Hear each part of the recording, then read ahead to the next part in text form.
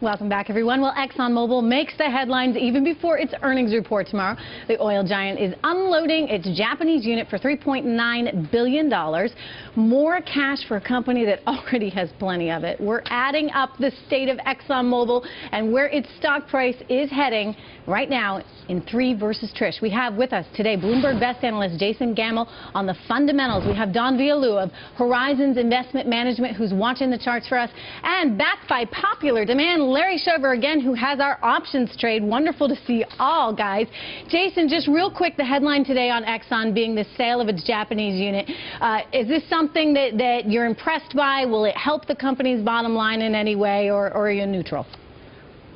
Yeah, we thought it was a fair price. It was essentially at around the value that we were carrying it for. I think the key is that it's really a non-core asset in a market that really has no growth in demand for refined products. So I think they'll put the cash to better use in some of their business. Okay, let's talk about your bullishness on this stock. You have actually the highest price target of $101 a share of any analyst that's covering Exxon right now. So defend your price target. Why do you like this company?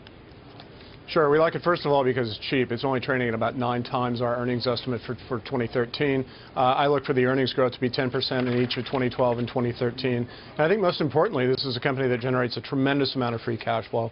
We think they'll generate anywhere between 7 and 9% of their market cap in free cash flow each of the next 3 years. And you as a shareholder get that back in the form of a dividend and a share repurchase program that add up to about 7% of market cap. I think most importantly, they'll probably start shifting some of that repurchase program into the dividend, so you're going to get more income if you own the stock. Hey, everyone loves dividends, especially at a time like this. But talk to me about oil prices and how susceptible it is to oil prices, the direction you see oil heading, and how much that matters for Exxon.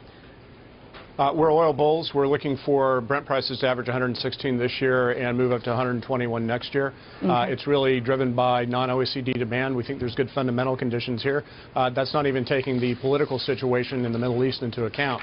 Exxon is a beneficiary of that. They're not as levered as other companies in the space, but we think the stock, again, with the type of cash that generates in this type of a crude environment, will do very well. Okay, Larry, I know that you think Jason is wrong. Tell us why.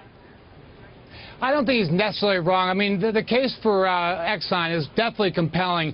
Strong free cash flow, dividend of 7% when you put in the share repurchase and the dividend, but it's just surrounded with too much prerogative that oil prices are going to remain above $100 a barrel. The fact that the margins in refining for Exxon are going to remain at $9 a barrel or better, and the fact is the demand growth is coming from the non-OECD countries. It's overly concentrated in one area of the country. One area of the world. What happens if that demand destruction just goes away? Okay, so Exxon too many what ifs. Easily go down. Too many what ifs built into that. So how do you trade it?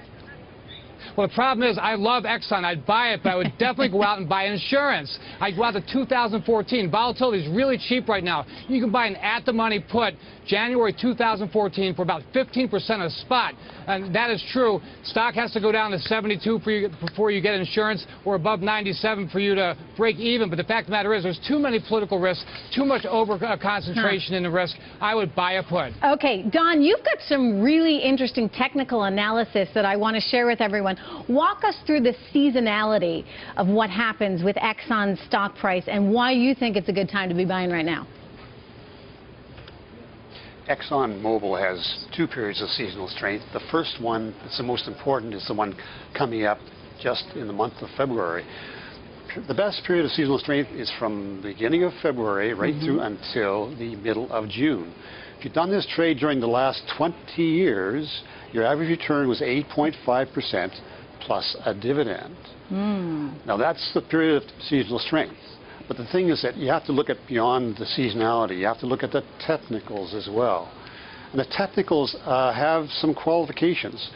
If you look at the chart has an attractive profile right now. Trend is on the upside.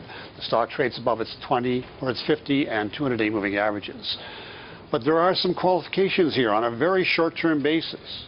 The qualification is that the stock has started to show signs on a short-term basis of moving lower. Okay. The strength relative to the S&P 500 has been less than the market, so that's a bit of a qualification.